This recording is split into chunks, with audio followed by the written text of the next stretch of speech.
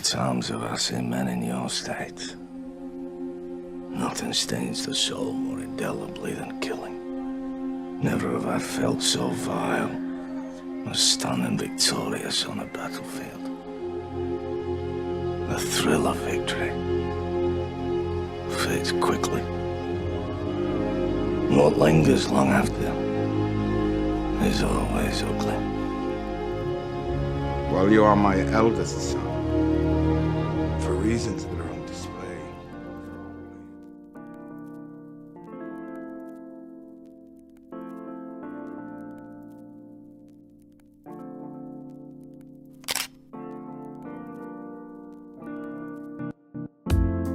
Apa itu zaman kegelapan? Zaman kegelapan merupakan masa-masa yang buruk bagi peradaban barat. Sebuah era di mana dominasi gereja Kristen atas masyarakat muncul. Namun, sebutan zaman kegelapan jarang digunakan oleh para sejarawan. Istilah lebih sering digunakan adalah abad pertengahan. Hal ini terjadi karena istilah era kegelapan dianggap problematik dan bias. Istilah era pertengahan dianggap lebih netral. Era ini diperkirakan dimulai dari abad ke-5 hingga abad ke-10. Ada juga yang menyebutkan bahwa era ini dimulai dari abad ke-5 hingga ke-15.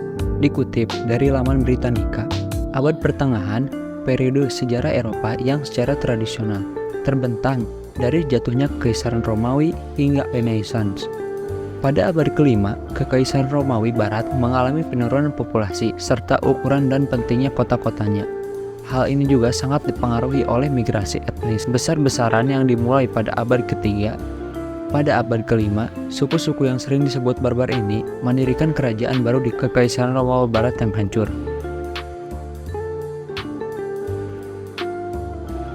Selama beberapa abad berikutnya, kerajaan-kerajaan ini secara bertahap menggabungkan tradisi budaya dan politik kaum barbar, Kristen dan Romawi. Kerajaan tertua Kekaisaran Frank meletakkan dasar bagi negara-negara Eropa selanjutnya. Hal ini juga menghasilkan penguasa terbesar abad pertengahan yang pemerintahannya akan menjadi model selama berabad-abad mendatang. Runtuhnya kerajaan Charlemagne dan gelombang invasi baru menyebabkan restrukturisasi masyarakat abad pertengahan. Abad ke-11 hingga ke-13 menandai puncak peradaban abad pertengahan. Gereja mengalami reformasi yang memperkuat posisi paus dalam gereja dan masyarakat, namun menimbulkan konflik antara paus dan kaisar. Pertumbuhan penduduk, perkembangan perkotaan dan pertanian, munculnya kelas pedagang, dan perkembangan birokrasi pemerintah merupakan bagian dari ledakan budaya dan ekonomi pada periode ini. Sementara itu, ribuan ksatria menanggapi panggilan gereja untuk bergabung dalam perang salib. Peradaban abad pertengahan mencapai puncaknya pada abad ke-13. Dengan munculnya arsitektur gotik, munculnya ordo keagamaan baru, dan perluasan pendidikan dan universitas.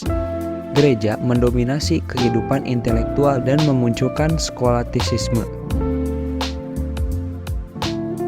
Kemunduran abad pertengahan disebabkan oleh runtuhnya pemerintahan pusat abad pertengahan, perpecahan besar dalam kepausan, kritik terhadap teologi dan filsafat abad pertengahan, serta runtuhnya perekonomian dan populasi akibat kelaparan dan penyakit.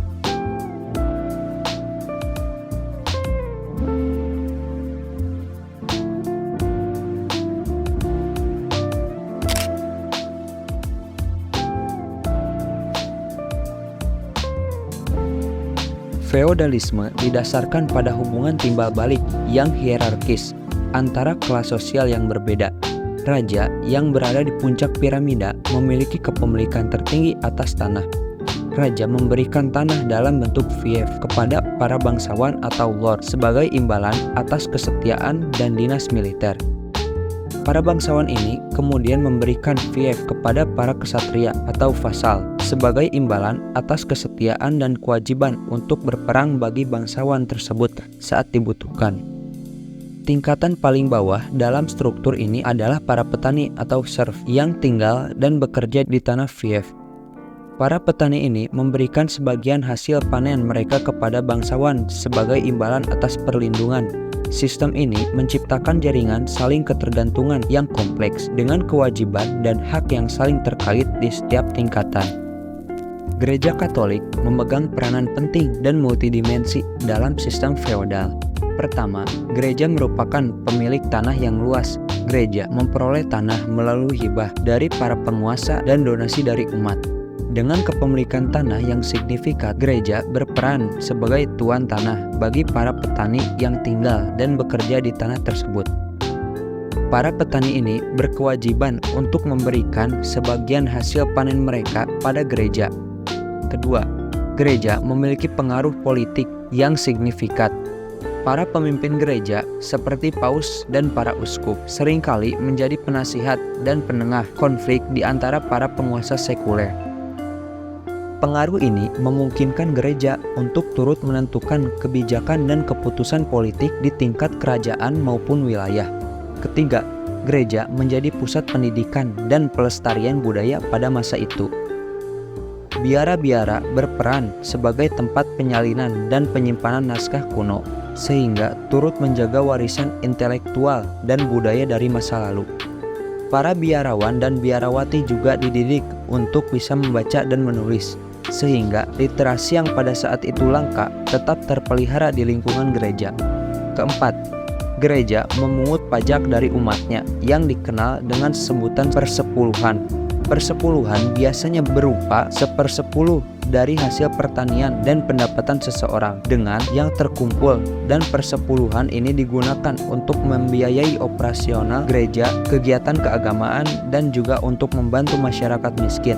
Dengan kepemilikan tanah yang luas, pengaruh politik yang kuat, peran sentral dalam pendidikan dan budaya, serta pemasukan dari persepuluhan, Gereja Katolik menjadi salah satu pemain utama dalam sistem feodal.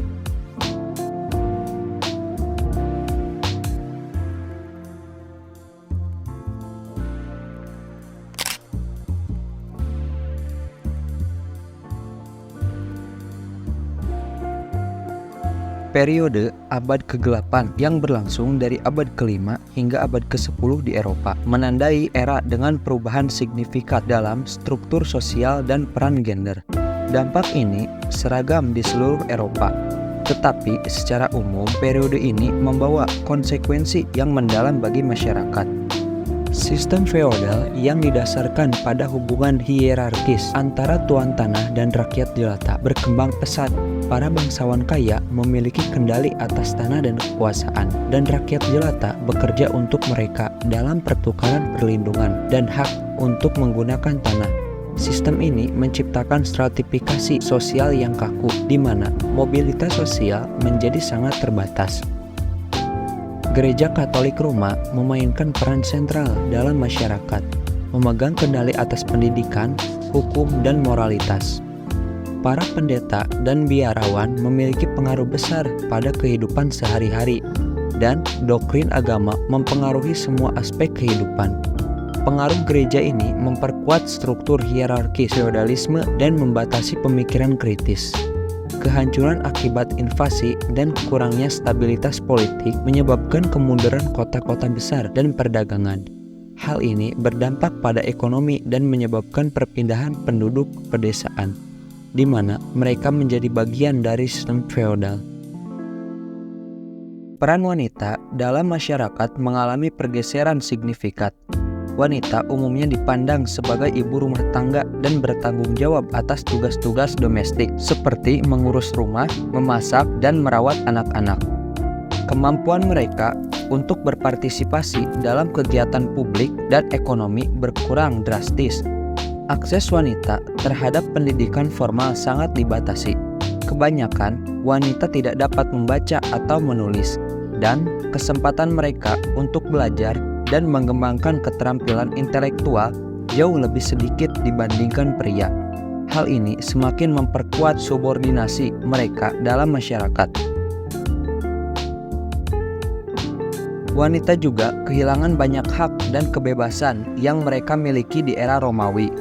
Mereka tidak memiliki hak atas properti, warisan, atau suara urusan politik. Ketergantungan mereka pada pria dalam hal keuangan dan hukum semakin meningkat. Contoh, wanita kehilangan hak untuk mengendalikan tubuh mereka sendiri. Gereja melarang aborsi dan kontrasepsi. Wanita dipaksa untuk melahirkan anak sebanyak mungkin.